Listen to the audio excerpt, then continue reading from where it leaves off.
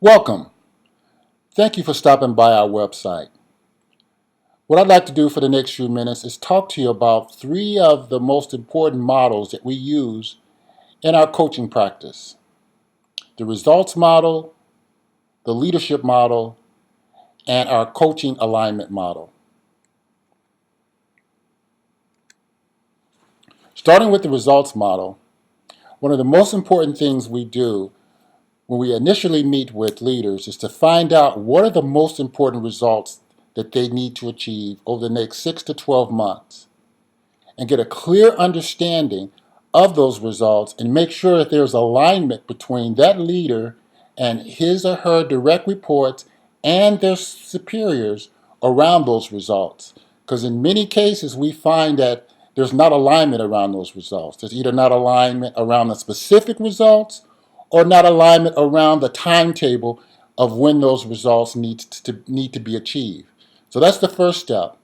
Then the second step then is to understand the challenges that are in front of that leader that may make it difficult to achieve those results. So we try to understand what's going on in the environment, both the internal environment and the external environment. What might be happening with competitors, what might be happening with politics, anything that could impact the achievement of those results.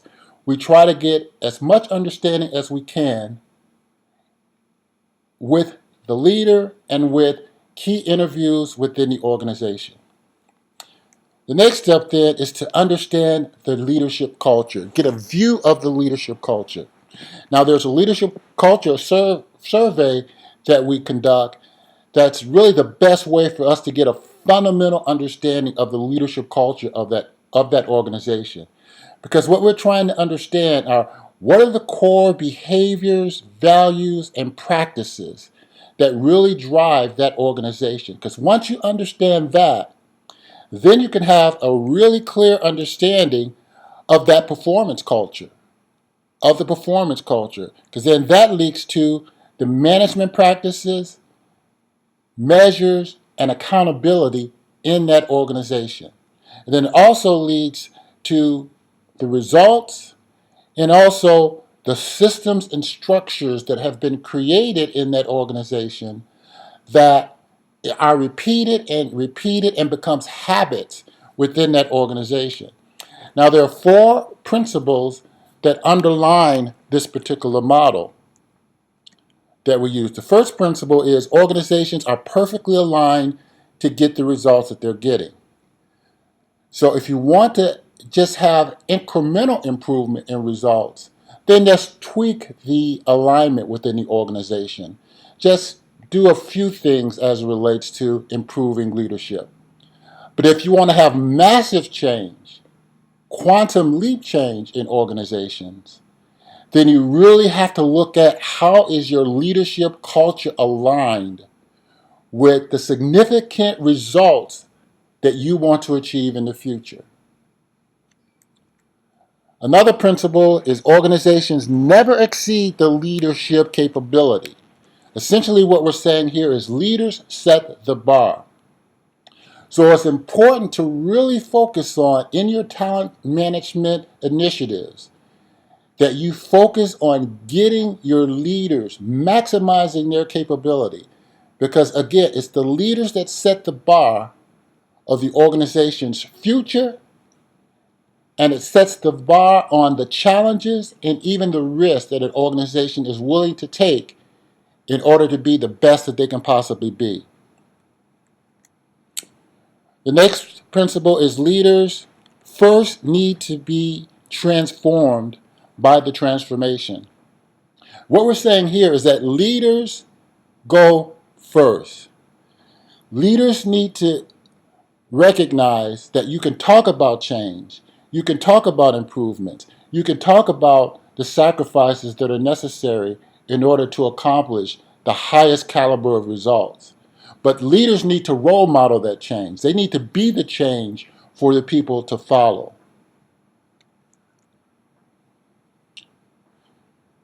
The final principle here is leadership is not a position, but it's a way of being. It's the way that you conduct yourself in your organization.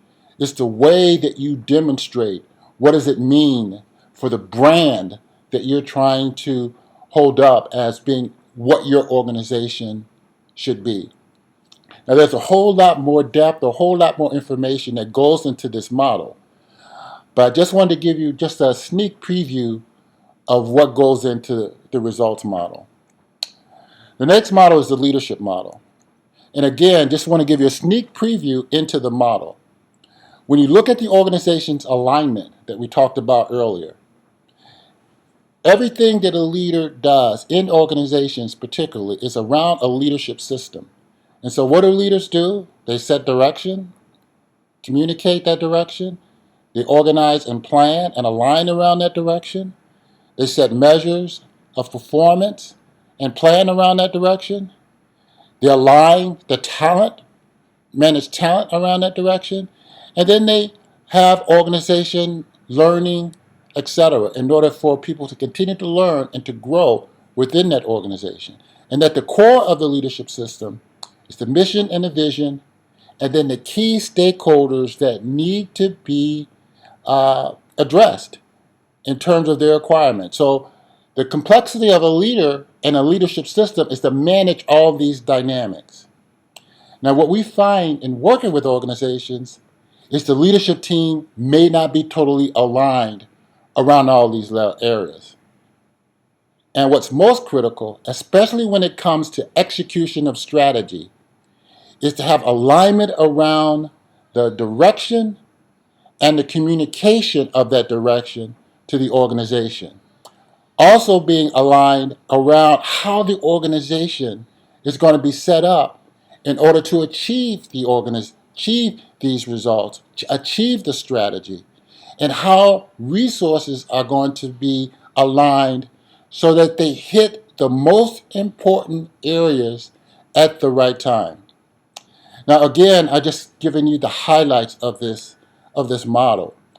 There's a whole lot underneath our system that helps organizations, one, understand where they have gaps in their leadership system, and two, how do they prioritize as a leader? How do you prioritize what needs to be done in order to get your leadership system and culture aligned so you can achieve results in the most effective way? The final model I'll discuss is our coaching alignment model. And again, our coaching alignment model starts with first, let's understand the leadership brand and let's understand the business agenda. And let's make sure that those two things are aligned as a leader. Then the next step is to set performance requirements in order to achieve the business agenda. And then to identify what are the gaps in the key leadership and executive capabilities.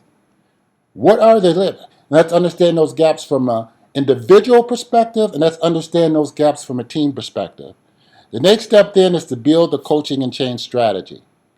It's to understand what needs to happen in order to close the gaps that we've discovered in the previous step. And then to set a plan to align accountability for the individual being coached, his direct supervisor, and the coach. So we're all working as a team in order to achieve the coaching results and the leadership development aspects of what we're trying to accomplish. Now, what goes into a lot of these processes is input that we use in doing a 360 survey process, as well as interviewing with key stakeholders. And so the inputs include, as I mentioned, the boss, direct reports, peers, and in some cases, we even want to get information from the family, depending on the role of that individual and what some of the issues and some of the gaps might be.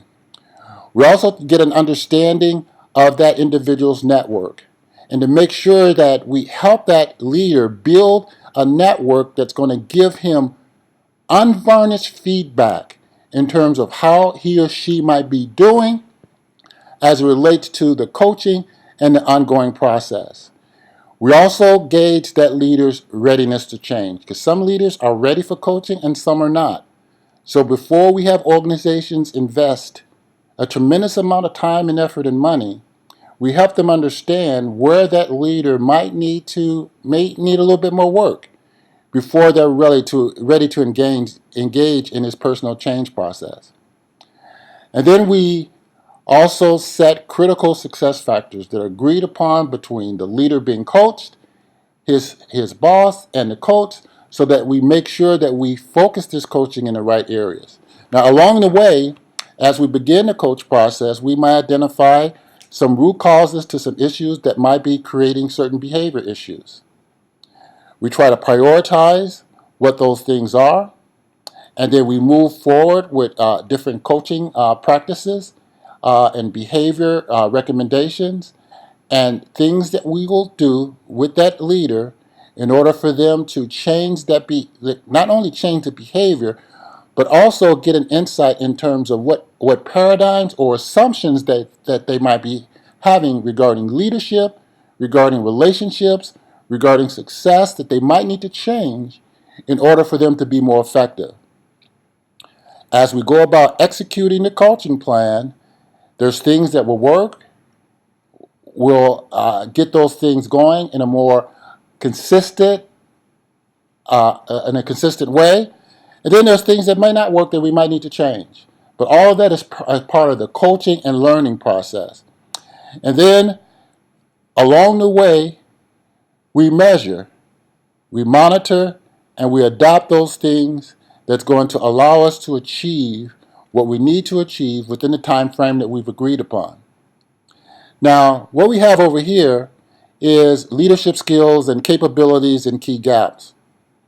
Now, what we find here when we do 360 and other assessments, we find that sometimes leaders are just really, really great. They have what we call, let's say, surplus skills in areas that they might be great, but they're not particularly needed in that job, in that role, or in the particular project or key initiative that needs to be achieved. There might be some skills that they lack that are critical, but for whatever reasons, they have not developed those skills. But those skills are critical to getting the results, critical for them achieving the things that need to happen within the time frame that we're talking about. And so that allows us to focus our executive development on those skills that's going to have the greatest impact on the jobs that they're trying to achieve, on the role that they're trying to achieve. So again, there's a lot more to the steps, but I just wanted to give you just a quick highlight of some of the key models we use in our coaching process. Thank you, and I hope this was helpful.